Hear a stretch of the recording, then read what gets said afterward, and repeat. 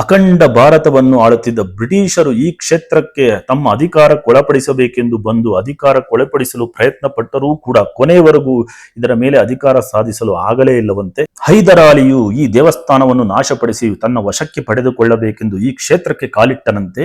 ಕಾಲಿಟ್ಟಾಗ ಕೆಲವು ದಿನಗಳಲ್ಲಿ ಹೈದರಾಲಿಯ ಆರೋಗ್ಯವನ್ನು ಕೆಟ್ಟೋಗಿ ಭದ್ರಕಾಳಿಯ ಶಕ್ತಿಯನ್ನು ಕಂಡು ಎದುರಿ ಓಡಿ ಹೋದನಂತೆ. ಕೆಲವು ವರ್ಷಗಳ ಹಿಂದೆ ಪ್ರಸಿದ್ಧಿಯಾದ ಒಬ್ಬ ಸಾಹಿತಿ ದೇವಸ್ಥಾನದ ಇತಿಹಾಸವನ್ನು ಬರೆಯಬೇಕೆಂದು ಈ ದೇವಸ್ಥಾನಕ್ಕೆ ಬಂದು ಇತಿಹಾಸವನ್ನು ಬರೆಯಲು ಪ್ರಾರಂಭ ಮಾಡಿದರಂತೆ. ಪ್ರಾರಂಭ ಮಾಡಿ ಕೆಲವೇ ದಿನಗಳಲ್ಲಿ ಅವರು ನಿಗೂಢವಾಗಿ ಸಾವನ್ನಪ್ಪಿದರಂತೆ. ರಾತ್ರಿ 8 ಗಂಟೆ ಆದ ಮೇಲೆ ದೇವಸ್ಥಾನ ಬಾಗಲಾಗುತ್ತದೆ, ಏಕೆಂದ್ರೆ ತಾಯಿ ಆಗ ಸಂಚರಿಸುತ್ತಾಳೆಂದು. ಇದನ್ನು ಪರೀಕ್ಷಿಸಲು ಒಬ್ಬ ಮಹಿಳೆ ಹೋದಳಂತೆ. ಆ ಮಹಿಳೆಯನ್ನು ತಾಯಿ ಎತ್ತಿ ಬಿಸಾಕಿದ್ದಳಂತೆ. ಅವಳು 100 ಮೈಲಿ ದೂರದಷ್ಟು ಹೋಗಿ ಬಿದ್ದಿದ್ದಳಂತೆ.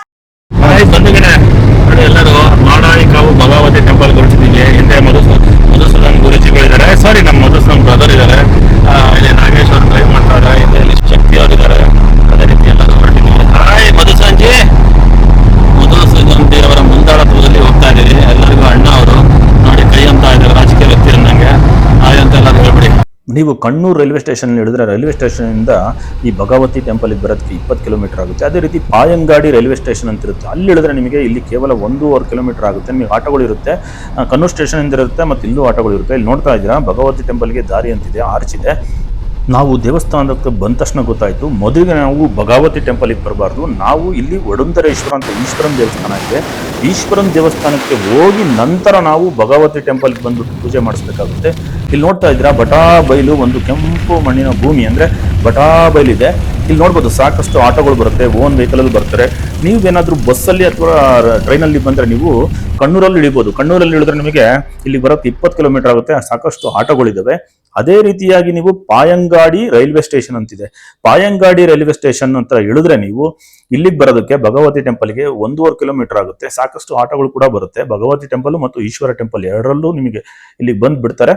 ಅದೇ ರೀತಿ ಆಟೋ ಸೌಲಭ್ಯಗಳು ಕೂಡ ಇರುತ್ತೆ. ಬಸ್ ಇದೆ, ಬಸ್ಸು ಕೇವಲ ಬಹಳಷ್ಟು ಕಡಿಮೆ ಇದೆ, ಇಲ್ಲಿ ಬಸ್ಸಲ್ಲಿ ಬರೋದಕ್ಕೆ ಕಷ್ಟ ಆಗುತ್ತೆ ಸ್ವಲ್ಪ. ಮಡಗುಂದೇಶ್ವರ ಶಿವ ಟೆಂಪಲ್ ಇದ್ದೀವಿ ನಾವು. ಮಡಾಯಿಕಾವು ಭಗವತಿ ದೇವಸ್ಥಾನಕ್ಕೆ ಹೋಗೋಕ್ಕಿಂತ ಮುಂಚೆ ನಾವು ಈ ಶಿವ ಟೆಂಪಲ್ಗೆ ಬಂದು ಹೋಗಬೇಕು. ಆಮೇಲೆ ಅಲ್ಲಿ ನಾವು ಭಗವತಿ ಟೆಂಪಲಲ್ಲಿ ನಾವು ಪೂಜೆ ಮಾಡಿಸಿ ಇಲ್ಲಿ ಬರೋಂಗಿಲ್ಲ. ಫಸ್ಟ್ ಇಲ್ಲಿ ನಾವು ಪೂಜೆ ಮಾಡಿಸ್ಕೊಂಡು ದರ್ಶನ ಪಡೆದ ನಂತರ ನಾವು ಮಡಾಯಿಕಾವು ಭಗವತಿ ದೇವಿ ಪಾರ್ವತಿನಿದೆ ಅಲ್ಲಿ ದೇವಸ್ಥಾನದಲ್ಲಿ ಹೋಗ್ಬಿಟ್ಟು ನಾವು ಅಲ್ಲಿ ಪೂಜೆ ಮಾಡಿಸ್ಬೇಕಾಗುತ್ತೆ. ಇದೆ ನೋಡಿ ಶಿವ ಟೆಂಪಲ್ಲು, ಇಲ್ಲಿಗೆ ಬಂದುಬಿಟ್ಟೆ ನೀವು ಅಲ್ಲಿಗೆ ಹೋಗ್ಬೇಕಾಗುತ್ತೆ ಮಡಾಯಿಕಾವು ಭಗವತಿ ಟೆಂಪಲ್ಗೆ. ಇಲ್ಲೊಂದು ವಿಶಾಲವಾಗಿ ಜಾಗ ಇದೆ, ನೋಡ್ತಾ ಇದ್ದೀರಾ ನೀವು. ಇಲ್ಲಿ ಪೂಜೆ ಸಾಮಗ್ರಿಗಳೆಲ್ಲ ಸಿಗುತ್ತೆ, ನೀವು ಬಂದು ತಗೊಂಡು ನೀವು ಇಲ್ಲಿ ಫುಲ್ಲು ಕೂಡ ಪೂಜೆ ಮಾಡಿಸ್ಬೋದು. ಈ ಶಿವನ ದೇವಸ್ಥಾನದಲ್ಲಿ ನೀವು ಪೂಜೆ ಮಾಡಿಸ್ಬೇಕು ಅಂತ ಏನಿಲ್ಲ, ಅಂದರೆ ಅಲ್ಲಿ ಅಂದರೆ ಮಾಡಾಯಿಕಾವು ಭಗವತಿ ಟೆಂಪಲ್ ಹೋಗಿನ ಮುಂಚೆ ನೀವು ಇಲ್ಲಿ ಬಂದು ದೇವರ ದರ್ಶನ ಅಂದರೆ ಶಿವನ ದರ್ಶನವನ್ನು ಪಡೆದು ಹೋಗಬೇಕಾಗುತ್ತೆ. ಹಾಗಾಗಿ ಯಾವುದೇ ಪೂಜೆ ಮಾಡಿಸ್ಬೇಕಂತ ನೀವು ಕೇಳಿದ್ರೆ ಇಲ್ಲಿ ಯಾವುದೇ ರೀತಿಯ ನೀವು ಪೂಜೆ ಮಾಡಿಸ್ಬೇಕು ಅಂತೇಳಿ ಏನೂ ಇಲ್ಲ. ಇಲ್ಲಿ ನಾನನ್ನೆಲ್ಲ ವಿಚಾರಿಸ್ಕೊಂಡೆ, ಅದು ನಿಮ್ಮ ಒಂದು ಮನಸ್ಸಿಗೆ ಬಿಟ್ಟಿದ್ದು. ನಿಮಗೆ ಈಶ್ವರನ ಪೂಜೆ ಯಾವ್ದಾರ ಮಾಡಿಸ್ಬೇಕು, ಶಿವನ ಪೂಜೆ ಅಥವಾ ಅಯ್ಯಪ್ಪ ಸ್ವಾಮಿ ಪೂಜೆ, ವಿಘ್ನೇಶ್ವರನ ಪೂಜೆ ಮಾಡಿಸ್ಬೇಕು ಅಂತ ನೀವು ಮನಸ್ಸಿಗೆ ಅನಿಸಿದ್ರೆ ನೀವು ಇಲ್ಲಿ ಪೂಜೆ ಮಾಡಿಸ್ಬೋದು.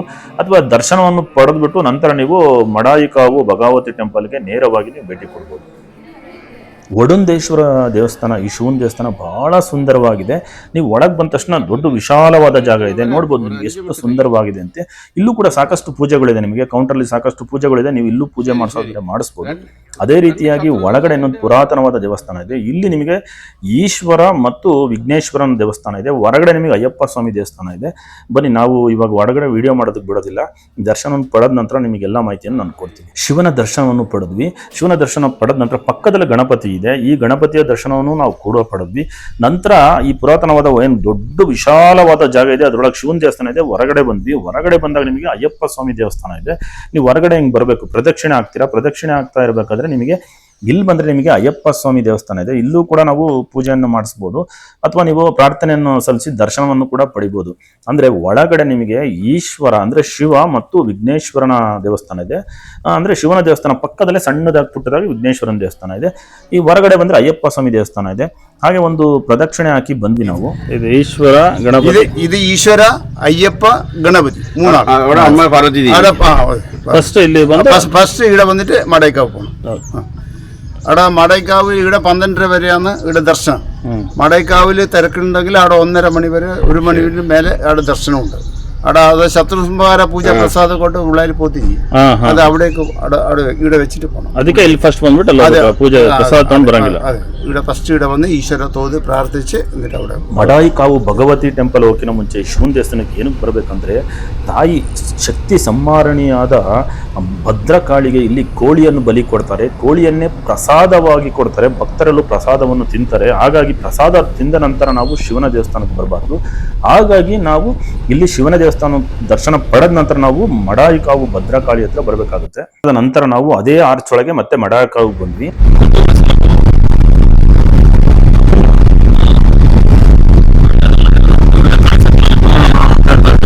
ಶಿವನ ದೇವಸ್ಥಾನದ ದರ್ಶನ ಪಡೆದ ನಂತರ ನಾವು ಭದ್ರಕಾಳಿ ದೇವಸ್ಥಾನಕ್ಕೆ ಬರ್ತಾ ಇದ್ವಿ. ಬರಬೇಕಾದ್ರೆ ನಿಮಗೆ ಅಲ್ಲಿ ರೈಟ್ ಬಲಭಾಗದಲ್ಲಿ ಒಂದು ಕೆರೆ ಇದೆ. ಅಲ್ಲಿ ಸಾಕಷ್ಟು ಹದ್ದುಗಳು ನೀರು ಕುಡಿತಾ ಇರುತ್ತೆ. ಸಾಕಷ್ಟು ಸಿಕ್ಕಾಬಟ್ಟೆ ಹದ್ದುಗಳು ಇರುತ್ತೆ. ನೀವು ಅದನ್ನು ನೋಡ್ಬೋದು. ಇದು ಒಂದು ವಿಚಿತ್ರ ಅನಿಸ್ತು ನನಗೆ. ಏನಪ್ಪ ಅಂದರೆ ಸಿಕ್ಕಾಬಟ್ಟೆ ಹದ್ದುಗಳು ಒಂದೇ ಕ್ಷಣದಲ್ಲಿ ಆ ಸ್ಥಳದಲ್ಲಿ ಹಾರಾಡ್ತಾ ಇರ್ತವೆ ಮತ್ತು ನೀರು ಕುಡಿತಾ ಇರ್ತವೆ. ಅದೊಂದು ನನಗೆ ವಿಸ್ಮಯ, ಒಂಥರ ವಿಸ್ಮಯ ರೀತಿಯಾಗಿ ಅನ್ನಿಸ್ತು. ಶಕ್ತಿ ಸಂಹಾರಣಿಯಾದ ಅಂದರೆ ಭದ್ರಕಾಳಿ ರೂಪದಲ್ಲಿರುವ ಮಡಾಯಿ ಕಾವು ಭಗವತಿ ದೇವಿಯಲ್ಲಿ ನೀವು ಪೂಜೆ ಮಾಡಿಸಿದ್ರೆ ಶತ್ರು ಸಂಹಾರಕ್ಕಿಂತ ಮನಸ್ಸಿನಲ್ಲಿರುವ ಬಯಕೆಗಳು ಈಡೇರುತ್ತಂತೆ, ನಿಮ್ಮ ಕೆಲಸಗಳಾಗುತ್ತಂತೆ. ನೀವು ಎಲ್ಲ ಗಾಡಿಗಳು ಇದೆ, ಅದೇ ನೋಡಿದ್ರೆ ಗೊತ್ತಾಗುತ್ತೆ ನಿಮಗೆ. ಅದೊಂದು ಸಿಕ್ಕಾಪಟ್ಟೆ ರಶ್ ಇದೆ. ನಿಮಗೆಲ್ಲ ನೋಡಿದ್ರೂ ಎಷ್ಟು ಬರೀ ಕರ್ನಾಟಕ ಗಾಡಿಗಳು ಇರುತ್ತೆ. ನೇಮ್ ಬೋರ್ಡ್ ನೋಡ್ತಾ ಇದ್ರೆ ನೀವು ಗಾಡಿಗಳೇ ಇದೆ. ನಿಮಗೆ ನಾನು ದೇವಸ್ಥಾನದ ಟೈಮಿಂಗ್ಸನ್ನು ಹೇಳ್ಬಿಡ್ತೀನಿ. ಅಂದರೆ ಪ್ರತಿದಿನ ಬೆಳಗಿನ ಜಾವ 5:15ಕ್ಕೆ ದೇವಸ್ಥಾನ ತೆರೆಯಲ್ಪಡುತ್ತೆ, ಓಪನ್ ಆಗುತ್ತೆ. ದರ್ಶನಕ್ಕೆ 5:15ರಿಂದ ಬೆಳಿಗ್ಗೆ 6:30ವರೆಗೂ ದರ್ಶನ ಇರುತ್ತೆ. 6:30ರಿಂದ 7 ಗಂಟೆವರೆಗೂ ಒಂದು ಪೂಜೆ ಆಗುತ್ತೆ. ಹಾಗೂ ಕೂಡ ದೇವಸ್ಥಾನ ಬಾಗಿಲು ಹಾಕಿರ್ತಾರೆ, ಯಾರನ್ನೂ ಬಿಡೋದಿಲ್ಲ, ನಾವು ಹೊರಗೆ ಇರಬೇಕಾಗುತ್ತೆ. ಮೊದಲ ಪೂಜೆ ಅದು. ಅದಾದ ನಂತರ ಮತ್ತೆ 7 ಗಂಟೆಯಿಂದ 7:30ವರೆಗೂ ನಿಮ್ಗೆ ದರ್ಶನ ಪಡಿಬಹುದು. ಮತ್ತೆ 7:30ಕ್ಕೆ ಕ್ಲೋಸ್ ಮಾಡ್ತಾರೆ. ಆಗ ಶತ್ರು ಸಂಹಾರ ಮತ್ತು ಇನ್ನಿತರ ಪೂಜೆಗಳು ಸ್ಟಾರ್ಟ್ ಆಗುತ್ತೆ. 7:30ರಿಂದ 9 ಗಂಟೆವರೆಗೂ ನಿಮ್ಮನ್ನು ಯಾರನ್ನೂ ಒಳಗೆ ಬಿಡೋದಿಲ್ಲ. ಮತ್ತೆ ಬೆಳಿಗ್ಗೆ 9 ಗಂಟೆ ಆದ ತಕ್ಷಣ ನಿಮಗೆ ದರ್ಶನಕ್ಕೆ ಬಿಡ್ತಾರೆ. 7:30ರಿಂದ 9 ಗಂಟೆವರೆಗೂ ಶತ್ರು ಸಂಹಾರ ಇನ್ನಿತರ ಪೂಜೆಗಳ ಸಮಯದಲ್ಲಿ ಯಾರನ್ನೂ ಒಳಗೆ ಬಿಡೋದಿಲ್ಲ, ಗೇಟ್ ಬಾಕ್ಲು ಹಾಕಿರ್ತಾರೆ. ನಂತರ 9 ಗಂಟೆಯಿಂದ ಬೆಳಿಗ್ಗೆ 9 ಗಂಟೆಯಿಂದ 1 ಗಂಟೆವರೆಗೂ ನೀವು ದರ್ಶನವನ್ನು ಪಡಿಬಹುದು. ಅದೇ ರೀತಿಯಾಗಿ 1 ಗಂಟೆ ಕ್ಲೋಸ್ ಆಗುತ್ತೆ. ಮತ್ತೆ ಸಂಜೆ 5 ಗಂಟೆಗೆ ಓಪನ್ ಆಗುತ್ತೆ. 5 ಗಂಟೆಯಿಂದ 5:15 ನಿಮಿಷಗಳ ಕಾಲ ನಿಮಗೆ ದರ್ಶನವನ್ನು ಪಡೆಯಲು ಕೊಡ್ತಾರೆ. 5:15ಕ್ಕೆ ಮತ್ತೆ ಶತ್ರು ಸಂಹಾರ ಇನ್ನಿತರ ಪೂಜೆಗಳು ಸ್ಟಾರ್ಟ್ ಆಗುತ್ತೆ. 5:15ರಿಂದ ನಿಮಗೆ 6:45ವರೆಗೂ ಕೂಡ ಬಾಕ್ಲು ಹಾಕಿರುತ್ತೆ, ಅವಾಗ ದರ್ಶನಕ್ಕೆ ಬಿಡೋದಿಲ್ಲ. 6:45 ನಂತರ ಓಪನ್ ಆಗುತ್ತೆ. ಅಲ್ಲಿಂದ 8 ಗಂಟೆ 7:45 8 ಗಂಟೆವರೆಗೂ ನಿಮಗೆ ದರ್ಶನಕ್ಕೆ ಬಿಡ್ತಾರೆ. ನಂತರ ರಾತ್ರಿ 8 ಗಂಟೆ ಮೇಲೆ ಭದ್ರಕಾಳಿ ರೂಪದಲ್ಲಿರುವ, ಅಂದರೆ ಬೆಳಿಗ್ಗೆ ಸೌಮ್ಯ ರೂಪದಲ್ಲಿರ್ತಾರೆ ಭಗವತಿ, ಮಧ್ಯಾಹ್ನ ಅನ್ನಪೂರ್ಣೇಶ್ವರಿ ಆಗಿರ್ತಾರೆ. ಅದೇ ರೀತಿಯಾಗಿ ಸಂಜೆ 7 ಗಂಟೆ 8 ಗಂಟೆ ಆದ ತಕ್ಷಣ ಸಂಜೆ ಭದ್ರಕಾಳಿ ರೂಪದಲ್ಲಿ ಮಡಾಯಿ ಕಾವು ಭಗವತಿ ರೂಪದಲ್ಲಿರ್ತಾರೆ. ಆ ರೀತಿಯಾಗಿ ದೇವಸ್ಥಾನದ ಅಂಗಳದಲ್ಲಿ ಅವರು ಓಡಾಡ್ತಿರ್ತಾರಂತೆ, ಅಲ್ಲಿ ಸಂಚಾರ ಮಾಡ್ತಿರ್ತಾರಂತೆ. ಹಾಗಾಗಿ ಬೆಳಗಿನ ಜಾವ 5 ಗಂಟೆವರೆಗೂ ದೇವಸ್ಥಾನ ತೆಗೆದಿಲ್ಲ. ರಾತ್ರಿ 8 ಗಂಟೆಗೆ ನೀವು ಬಾಗಿಲು ಹಾಕಿದ್ರೆ ಬೆಳಿಗ್ಗೆ ತಿರುಗಿ ಬೆಳಿಗ್ಗಿನ ಜಾವ 5 ಗಂಟೆವರೆಗೂ ನಿಮಗೆ ದೇವಸ್ಥಾನ ಬಾಗಿಲು ತೆರೆಯೋದಿಲ್ಲ. ನೀವು ಸ್ಟಾರ್ಟಿಂಗ್ ಬಂದಾಗ ನೋಡಿ, ಈಗ ಹೋಗ್ಬೇಕಾಗುತ್ತೆ. ಈ ಕಡೆ ಲೆಫ್ಟ್ ಇದೆಯಲ್ಲ, ಇಲ್ಲಿಂದ ನೀವು ಈ ರೀತಿಯಾಗಿ ಎಂಟ್ರಿ ಕೊಡಬೇಕಾಗುತ್ತೆ. ಬರ್ಬೇಕಾದ್ರೆ ಆ ಕಡೆ ಬರಬೇಕಾಗುತ್ತೆ. ಈ ಮರದ ಸುತ್ತ ಬಂದ್ಬಿಟ್ಟು ನೀವು ಇಲ್ಲಿ ಎಂಟ್ರಿ ಕೊಡಬೇಕಾಗುತ್ತೆ. ಈ ರೀತಿಯಾಗಿ ನೀವು ಇಲ್ಲಿ ಮುಂದೆ ಬರಬೇಕಾಗುತ್ತೆ ದೇವಸ್ಥಾನಕ್ಕೆ. ಅದೇ ರೀತಿಯಾಗಿ ನಿಮಗೆ ಯಾವ ಪೂಜೆಗಳು ಮಾಡಿಸ್ಬೇಕು, ಯಾವ್ಯಾವ ಪೂಜೆಗಳು ಇಂಪಾರ್ಟೆಂಟು, ಮತ್ತು ಮೊದಲ ಬಾರಿ ಬಂದಾಗ ಯಾವ ಪೂಜೆ ಮಾಡಿಸ್ಬೇಕು ಅಂತಲೂ ಕೂಡ ನಾನು ನಿಮಗೆ ಹೇಳ್ತೀನಿ. ನೀವು ಈ ರೀತಿಯಾಗಿ ನೀವು ದೇವಸ್ಥಾನದ ಒಳಗಡೆ ನೀವು ಎಂಟ್ರಿ ಕೊಡ್ತೀರಾ, ದೇವಸ್ಥಾನದ ಅಂಗಳದ ಒಳಗೆ ನೀವು ಎಂಟ್ರಿ ಕೊಡ್ತೀರಾ. ಇಲ್ಲಿ ದೇವಸ್ಥಾನದ ಅಂಗಳ ಇದೆ, ಇಲ್ಲಿ ನೀವು ಭಗವತಿ ದೇವಸ್ಥಾನದ ದರ್ಶನವನ್ನು ಪಡಿಬೋದು.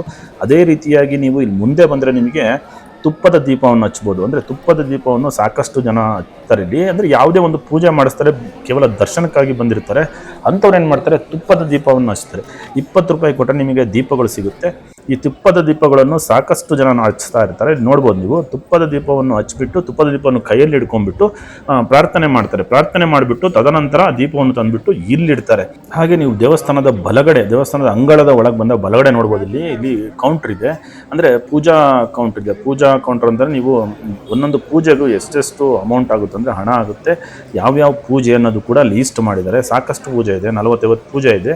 ಇಲ್ಲಿ ಕನ್ನಡದಲ್ಲೂ ಬರೆದಿದ್ದಾರೆ ಮತ್ತು ಇಂಗ್ಲೀಷ್ನಲ್ಲೂ ಬರೆದಿದ್ದಾರೆ. ಏನಪ್ಪ ಅಂತಂದರೆ ಸಾಕಷ್ಟು ಜನ ಇಲ್ಲಿ ನಮ್ಮ ದಕ್ಷಿಣ ಭಾರತದಲ್ಲಿ ಕರ್ನಾಟಕದವರೇ ಜಾಸ್ತಿ ಬರ್ತಾರೆ. ನೋಡಿ, ಅಲ್ಲಿ ಸೀರಿಯಲ್ ನಂಬರ್ 2 ರಕ್ತ ಪುಷ್ಪಾಂಜಲಿ ಮತ್ತು ಸೀರಿಯಲ್ ನಂಬರ್ 22 ಶತ್ರು ಸಂಹಾರ ಪೂಜೆ ನೋಡ್ತಾ ಇದ್ದಾರೆ. ಸೀರಿಯಲ್ ನಂಬರ್ 22 ಶತ್ರು ಸಂಹಾರ ಪೂಜೆ. ಕರ್ನಾಟಕದವರು ಅತಿ ಹೆಚ್ಚು ಬರ್ತಾರೆ. ಹಾಗಾಗಿ ನಿಮಗೆ ಇಲ್ಲಿ ಭಾಷೆ ಏನು ಪ್ರಾಬ್ಲಮ್ ಆಗೋದಿಲ್ಲ, ಕನ್ನಡ ಮಾತಾಡೋರು ಸಿಕ್ಕೇ ಸಿಗ್ತಾರೆ. ಅದೇ ರೀತಿಯಾಗಿ ಕನ್ನಡದಲ್ಲೂ ಕೂಡ ಪೂಜೆಯ ಲೀಸ್ಟ್ಗಳನ್ನು ಹಾಕಿದ್ದಾರೆ.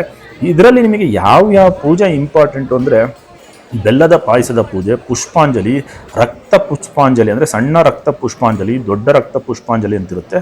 ಅದು ಟೋಟಲಾಗಿ ರಕ್ತ ಪುಷ್ಪಾಂಜಲಿ ಅಂತಿರುತ್ತೆ. ನೋಡ್ಬೋದು ನೀವು ಅಲ್ಲಿ ಎರಡನೇದು ಹಾಕಿದಾರಲ್ಲ ಅದೇ ರಕ್ತ ಪುಷ್ಪಾಂಜಲಿ.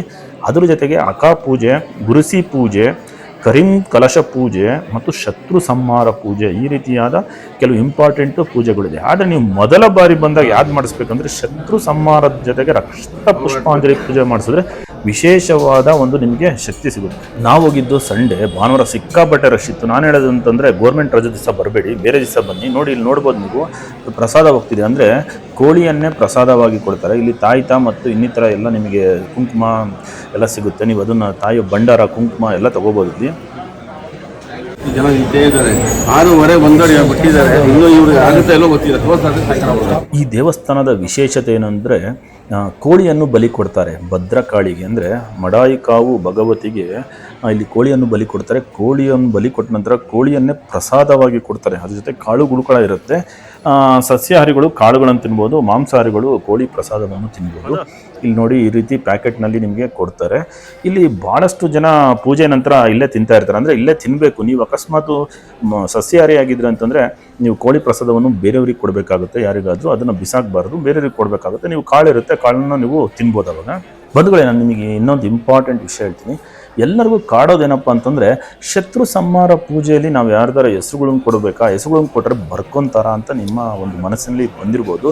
ಅದೇ ರೀತಿ ಮಾಟ ಮಂತ್ರ ಮಾಡಿಸಿದವರು ಯಾರಾದ್ರೂ ಗೊತ್ತಾದರೆ ಅಂಥವ್ರ ಹೆಸರು ಕೊಡ್ಬೋದಾ, ಆ ರೀತಿ ಪೂಜೆ ಮಾಡ್ತಾರಾ ಅಂತೇಳಿ ನೀವು ಅಂದ್ಕೊತೀರ. ಆ ರೀತಿ ಏನು ಯಾವುದೂ ಇಲ್ಲ.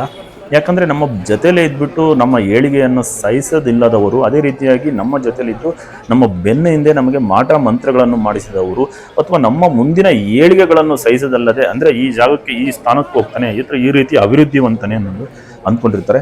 ಅಂಥವರು ಇಲ್ಲಿ ಹೆಸರುಗಳು ಕೊಡಬಹುದಂದರೆ ಕೊಡಲು ಸಾಧ್ಯವಿಲ್ಲ. ಇಲ್ಲಿ ಏನಪ್ಪ ಅಂದರೆ ಶತ್ರು ಸಂಹಾರ ಪೂಜೆ ಮಾಡ್ತಾರೆ. ಶಕ್ತಿ ಸಂಹಾರಣಿಯೂ ಆದ ಭಗವತಿ ದೇವಿಯು ಭದ್ರಕಾಳಿ ರೂಪದಲ್ಲಿರ್ತಾರೆ. ಯಾವುದೇ ಒಂದು ಹೆಸರನ್ನಾಗಲಿ ಅಥವಾ ಏನೇ ಆಗಲಿ ಬರ್ಕೊಳ್ಳೋದಿಲ್ಲ. ಇಲ್ಲಿ ನಿಮ್ಮ ಹೆಸರು ತಗೊಳ್ತಾರೆ ಅಷ್ಟೇ. ಅದಾದಮೇಲೆ ರಾಶಿ ನಕ್ಷತ್ರವನ್ನು ಬರ್ಕೊಂತಾರೆ ಹೊರತು ನೀವು ಶತ್ರು ಸಂಹಾರಕ್ಕೆ ಯಾರ್ದಾರ ಹೆಸರುಗಳು ಕೊಟ್ಟು ಬರೆಸ್ಬೋದಾ ಅಥವಾ ಮಾಡಿಸ್ಬೋದಾ ಪೂಜೆ ಅಂದರೆ ಆ ರೀತಿ ಪೂಜೆ ಯಾವುದೂ ನಡೆಯೋದಿಲ್ಲ. ಆಮೇಲೆ ಪೂಜೆ ಮಾತ್ರ ಗೌಪ್ಯವಾಗಿಟ್ಟಿರ್ತಾರೆ. ಪೂಜೆಯಲ್ಲಿ ಯಾರನ್ನೂ ಕುತ್ಕೊಳ್ಳೋದಕ್ಕೆ ಬಿಡೋದಿಲ್ಲ. ಪೂಜೆಗೆ ನೀವು ಹೆಸರು ನಕ್ಷತ್ರ ರಾಶಿ ಕೊಟ್ಟರೆ ನಂತರ ಪೂಜೆ ಆದ ನಂತರ ನಿಮಗೆ ಪ್ರಸಾದ ಕೊಡ್ತಾರೆ. ಅವ್ರು ಎಂಥ ದೊಡ್ಡವರಾಗಿದ್ರು ಸರಿ ಎಲ್ಲರಿಗೂ ಒಂದೇ ರೀತಿಯ ಪೂಜೆ ನಡೆಯುತ್ತೆ. ಮಧುಜಿ ಏನು ಮೇಲೆ ಪ್ರಸಾದ ಇದೆಯಲ್ಲ ನೋಡಿ, ಮೇಲೆ ಪ್ರಸಾದ ಇದೆ. ಕೆಲವು ಟೈಮ್ ಕಾಳು ಕೊಡ್ತಾರೆ, ಸ್ವೀಟು ಕೊಟ್ಟಿದ್ದಾರೆ. ಇಲ್ಲಿ ನೋಡ್ಬೋದು, ಇಲ್ಲೂ ಪ್ರಸಾದ ಇದೆ ಸ್ವೀಟು. ಅದ್ರ ಸಲುವಾಗಿ ಚಿಕನ್ ಪ್ರಸಾದ ಕೂಡ ಇರುತ್ತೆ. ನೋಡ್ಬೋದು ನೀವು, ಚಿಕನ್ ಪ್ರಸಾದ ಇದೆ, ಕಾಲಿನ ಪ್ರಸಾದ ಇದೆ, ನೋಡ್ತಾ ಇದ್ದೀರಾ.